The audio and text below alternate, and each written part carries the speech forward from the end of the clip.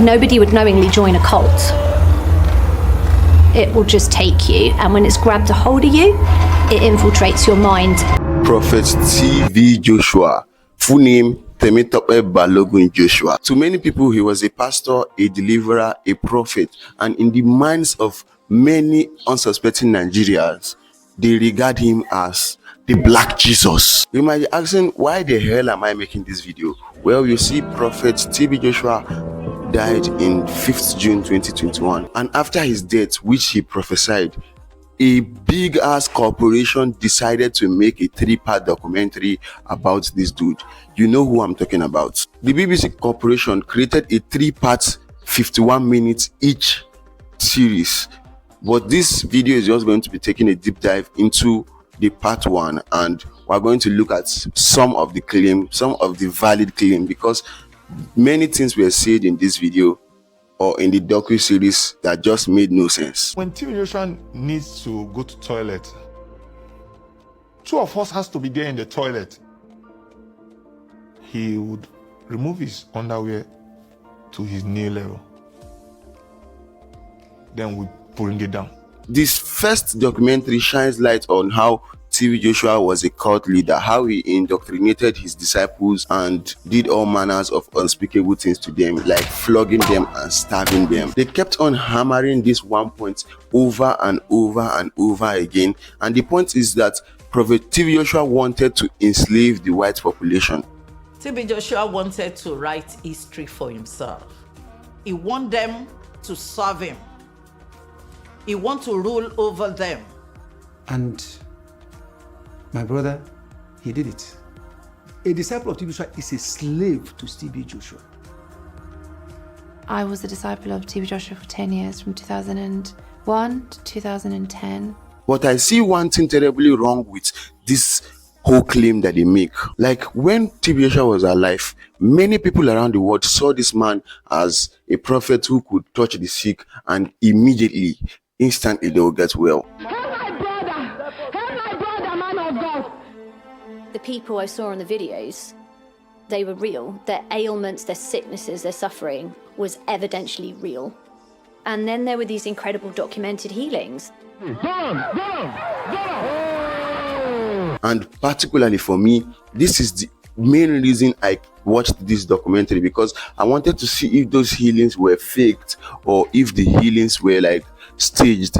But they didn't shine any form of light to that whole claim in this first part of this documentary. In the whole 52 minutes of this documentary, they said absolutely nothing about the parts where T.V. Joshua delivered the sick and gave money to the poor and elevated people from dust to rich, helped people to fund them through schools, scholarships, and so on.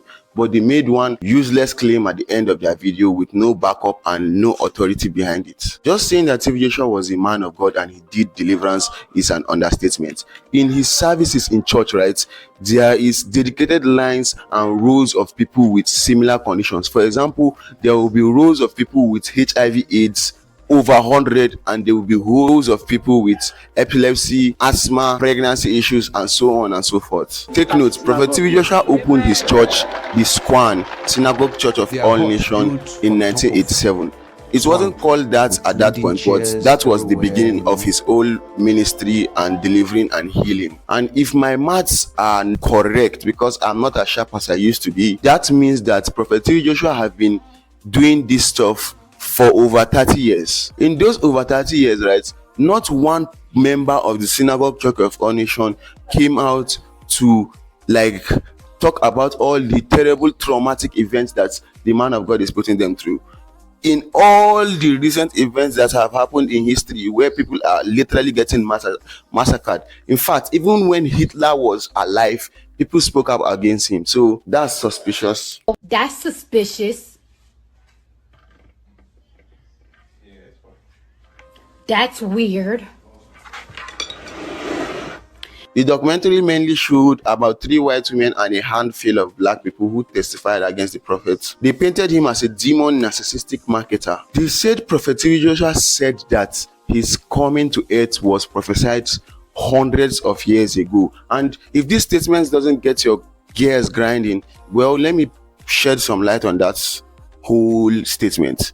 Well, you know, another person coming that was like prophesied years ago, the Antichrist. This documentary gave other pastors in Nigeria and individuals the avenue to defame the name that Prophet Joshua has spent all his life building. I personally had an issue with him because some lady came on his altar and was giving testimonies of things I know never happened. This documentary at the end mentioned that it took them over 2 years to get all the information they used to create the part 1, right? And even VDM, very dark black man, like all my white audience will know who this dude is, but very dark man even spoke about him back then. You people don't understand the joy I have in my heart that all these things are coming out about Pastor TB Joshua. I am so happy. We appreciate what you are doing for us, very dark man, but even his viewers and like his supporters were quick to deny him this one. They said that he has gone too far with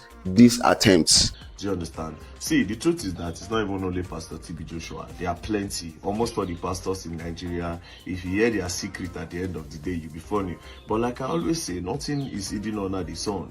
You understand? With all the power where Pastor TB Joshua gets, at the end of the day, he later by and he didn't even see it coming. Another claim that these people kept on banging on is how Prophet Joshua enslaved the white people and used them for marketers. But let me shed some light on one situation.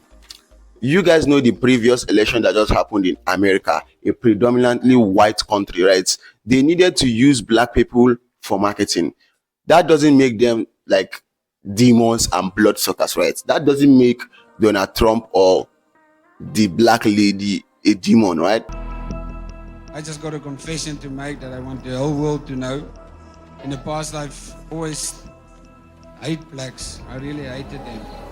When I got back over here, I saw the love that we received from black people.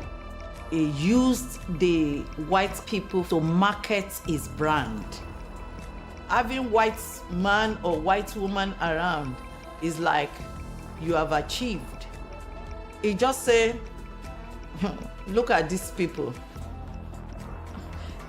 They don't know where they are. When Prophet Joshua was asked by a reporter why the whole professional studio and camera work everywhere, he said this. Why all this organization, video organization?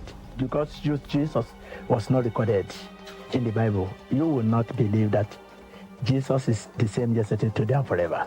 I actually think if Jesus Christ was to be alive right now in this 21st century and doing all the miracles he was doing, BBC is going to release like a 20-part docu-series on this dude. Me personally, I was born in 2004, and that meant that I didn't experience this part of the whole story that they are telling, but I was deeply involved with the ministry of the prophet, because back then my parents will literally turn on that shit for the whole day, the whole Sunday, every day of the week. So I could see that I saw miracles happening that I had no explanation for. Either is Satan or is God.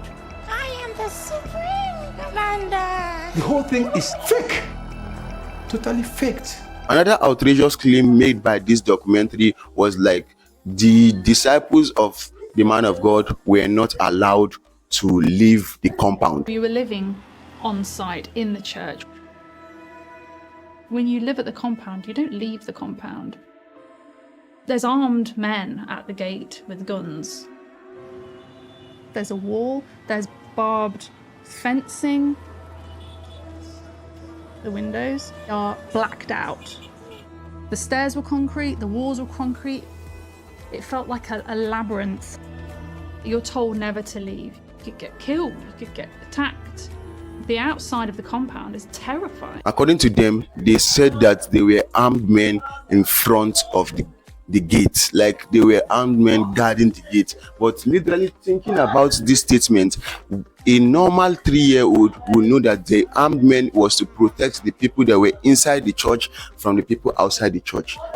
Or am I missing something here? Plus, at his defense, the Synagogue Church of All Nations was located in Lagos, and I'm not going to go too much in depth, but if you are from Lagos, you could give them in the comment section a hint of what literally goes on in that state on a daily basis. Let's look at this from a wider perspective, like from a widened horizon. They said that he was a fake prophet because he advertised with white people to get more members to his church. Well, take a good look at the person on your screen right now, and if you recognize him, began with a deep longing for God.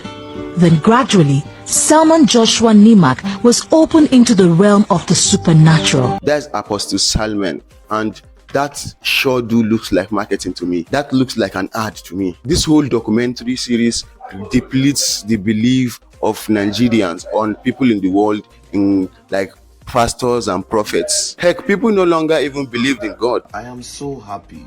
Do you understand? See, the truth is that it's not even only Pastor TB Joshua. There are plenty. Almost all the pastors in Nigeria, if you hear their secret at the end of the day, you'll be funny. But like I always say, nothing is hidden under the sun. You understand? With all the power where Pastor TB Joshua gets, at the end of the day, he later by and he didn't even see it coming. But one thing I don't believe is that TB Joshua didn't see his death coming, because on the day or on his last meeting with his members, on the last television meeting I saw of him, he literally made some statements that made people shiver. He made some statements that hinted on the point that he was going to meet his father. If today is my last day, you want me to come out and say, today is my last day on the earth? Huh? If God has shown me, TB Joshua, today is your last day on earth, and I should come out and say, praise the Lord, today is my last day on earth. I will talk to you in parable, so that when I've passed on to my father, you can now pick those parables. For obvious reason, I won't be going into details about the BBC documentary. Why? Because it is fucking 52 minutes long, and some of the statements made there was just not making any points. Our black disciples, they suffered so much. He beat you without mercy. They always talked about how the prophet was an angry man and how he will slap them and whip them, right? But my question is it a demonic thing for a person to be angry? Yeah, he's a prophet, he's a man of God, but he's also a human being with emotions and feelings. Plus, he's in Nigeria, and most of the people watching this video is like foreign audiences. But take it from me, those Nigerian parents would be angry sometimes for no reason. My take on this whole part one of this documentary is that, well, yes, some of the things mentioned in this documentary may be true. Like, I don't even despite that part. But the system of society that we live in right now is run by an unspoken rule, which says that it's unspoken, but I'm gonna speak it. Whatever someone says about you is truth until you prove it wrong.